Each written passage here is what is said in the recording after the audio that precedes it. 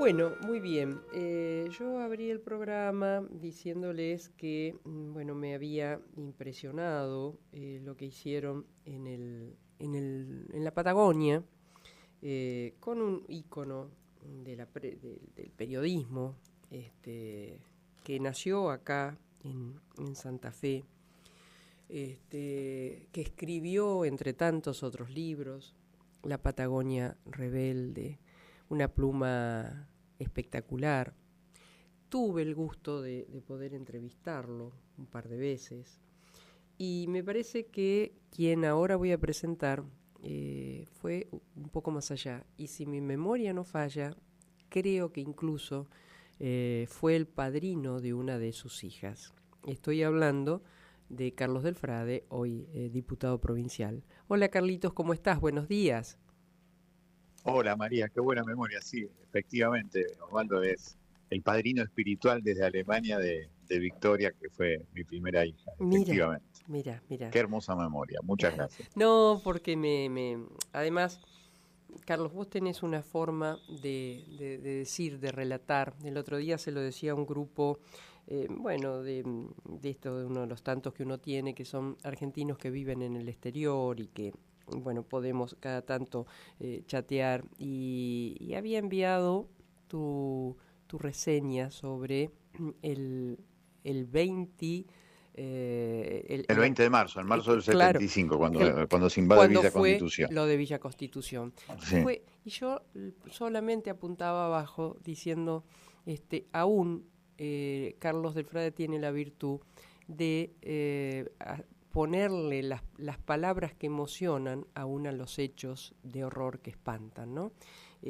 Son imperdibles tus formas, tus relatos, el cuidado Muchas del gracias, idioma. muchas No, gracias. no, no, te lo digo. Bueno, ahora te lo digo en público, pero lo mismo sería en público o en privado. Contanos sobre Osvaldo Bayer. Y Osvaldo es una persona extraordinaria. Mira, en aquel momento cuando por primera vez vino a mi casa, yo alquilaba un departamento de pasillo en lo que se llamaba el Pasaje Amelón, Mira, que estaba entre Sarmiento y San Martín, entre Viamonte y Ocampo. Y ese día se apagó la luz ujú, y estaba escribiendo sobre la mesa de madera, a la luz de una vela, lo que iba a decir en la presentación de uno de los primeros libros que escribimos, que fue Postales del Ex-Cordón Industrial de Gran Rosario, porque él le había hecho el prólogo, María, sin conocerme. En esa imagen, en un lugar en donde no había heladera, la heladera servía para guardar papeles, mm, Osvaldo mostraba su extraordinaria humildad y la extraordinaria dimensión de su alma. Un tipo que después, 2 años después, lo acompañé en Jaramillo cuando la UATRE, mm, en aquel momento con el Momo Momo Venega. Venega a la Sí. cabeza, inauguró el primer monumento en Jaramillo de Facón Grande, que la gente lo debe recordar más por el personaje de Federico Lupi en la Patagonia Rebelde Mm, que por lo que fue Facón Grande. Y me acuerdo que en ese momento Jaramillo tenía 120 habitantes, María, mm, un solo teléfono. Y la gente le agradecía, gracias escritor, gente muy humilde, muy atravesada de muchas penurias, le agradecía y le decía, gracias escritor por hacernos existir, porque había escrito la historia mm, con una rigurosidad extraordinaria, con los relatos de los sobrevivientes, con los documentos desclasificados del ejército que había ido a buscar al velatorio de uno de los represores, que fue una de las anécdotas más impresionantes de mi vida, de cómo se hace periodismo, de ir a buscar la información a cualquier lugar, mm. y relató esos 4 tomos maravillosos que originalmente se llamaba Los Vengadores de la Patagonia Trágica y que después, como vos bien dijiste, se editan recién en los Sí. años 90 y termina siendo La Patagonia Mm, Rebelde. Pero después terminó siendo un nombre muy vinculado a Santa Fe, era muy amigo de Gastón Gori, que claro, hizo el claro. gran libro de la Forestal, y después vino con nosotros a recuperar la casita robada, como le decían en el barrio, ahí en Santiago 2815, en donde vino él para hablar, porque él lo había denunciado, que eso estaba en poder de Gendarmería, hasta 1994 estuvo. Y él vino en colectivo en aquel momento, me acuerdo, en un acto realmente extraordinario. Una gran humildad, una gran humanidad y un gran sentido del humor. Yo por eso digo, si hubiera, seguro que en algún lugar del universo lo vio, si habrá visto esta bestialidad que le hicieron, pícaramente se habrá reído porque sabe que en realidad él sigue existiendo en enorme necesidad de nuestro pueblo de encontrar el por qué pasa esto hoy en la Argentina. Y en esa búsqueda va a estar siempre Osvaldo Bayer y sus libros. Sí. Hay una, viste que yo tengo la memoria mala, pero hay un libro que él hizo que Sí, es una, entre tantas, es una sí, sí. joya de la literatura, hablando sobre el italiano. Severino Di Giovanni. Sí, sí, sí. Sí, Bueno, sí, sí. El anarquista expropiador. Es un libro maravilloso, es es uno de un los libro primeros libros. maravilloso que se lo Sí. recomiendo, tengo que releerlo, mira, pero se lo recomiendo a todo el mundo. Te pasa, o me pasaba a mí, casi Sí, estamos en sí, una mesa de bar, Carlito, falta el café, sí, pero me sí. pasaba como cuando pude descubrir la poesía de Borges, en Y donde vos sí, decís, porque al principio la lees y decís, no sé, pero después cuando ves que la única palabra, adjetivo, sustantivo, va ahí, es esa, entonces vos decís, la pucha, por eso Borges es Borges. Y en el caso de Osvaldo, yo recuerdo uno de los primeros libros que leí de él, ese, y me enamoré, me enamoré, digo, ¿cuál es claro. este hombre? Claro, aparte era de Humboldt, en el departamento de las Sí, colonias. sí. Muchas veces eso se ocultó en Ujú. la provincia, pero después 3 veces fue distinguido desde la Cámara de Diputados. Por eso a mí me gustaría hoy que la gente de cultura, del gobierno de la provincia diga algo públicamente, porque lo que pasó es una muestra de ignorancia institucional, María, que se acerca al Sí, fascismo. Por eso sí, me parece que es fundamental que las voces de la cultura se alcen, o esto que sí, estás diciendo vos, que se lo reivindique como lo que fue un extraordinario periodista, un gran sí, escritor, sí. que además no paraba de escribir nunca, Mm, que vivía entre libros, que su cama estaba rodeado de entre libros allí en el Bajo Belgrano. Era impactante entrar a la casa de Bayer, muy parecida a la casa de Galazo en eso. ujú. Gente que vive entre los libros, María, y me parece que Me esa es llevas una también señal hermosa. me llevas a otro historiador. Tuve también la Sí. suerte de conocer su casa, el de Pepe Rosa. Claro, Bueno, debe haber sido extraordinario. y Yo bueno, no lo era conocí. eso, era libros y Sí. libros y libros. Vos te perdías en los libros, es una cosa Sí, sí, maravillosa, sí. ¿no? Y libros Sí. leídos, supongo que cada No, uno. leídos, subrayados y Sí, añejos, con ese olor tan sí. característico que sale de los libros añejos. Qué diría Osvaldo Bayer de este hoy argentino? Diría que estamos ante un gobierno neofascista y que no hay que abandonar la calle ni tampoco la alegría y que hay que estar siempre permanentemente con la gente que sufre. Estoy convencido porque siempre fue lo que dijo, él siempre decía, no hay democracia mientras haya chicos pidiendo en la calle, en un país como la Argentina, que amaba profundamente por otro lado.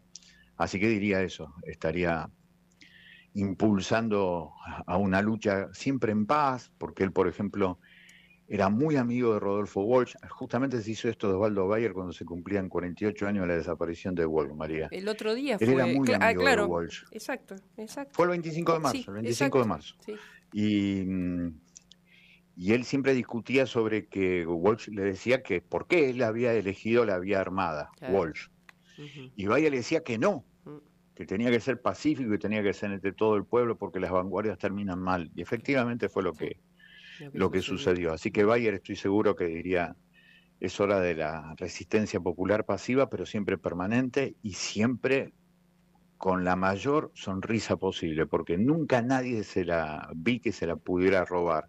Mm. Incluso cuando los Martínez de Oz, los descendientes de José Alfredo Martínez de Oz, le hicieron juicio por todo lo que él había escrito sobre los Martínez de Oz, él, por eso yo digo que se sonreiría con picardía, se reía porque dice, esto demuestra que lo que dijimos es verdad y que por esa verdad vamos a seguir peleando. Carlos, como siempre, gracias, ¿eh? A vos, María, gracias por el recuerdo, muy Bueno, amable. un beso muy grande. Carlitos del Frade, me gusta decirlo así.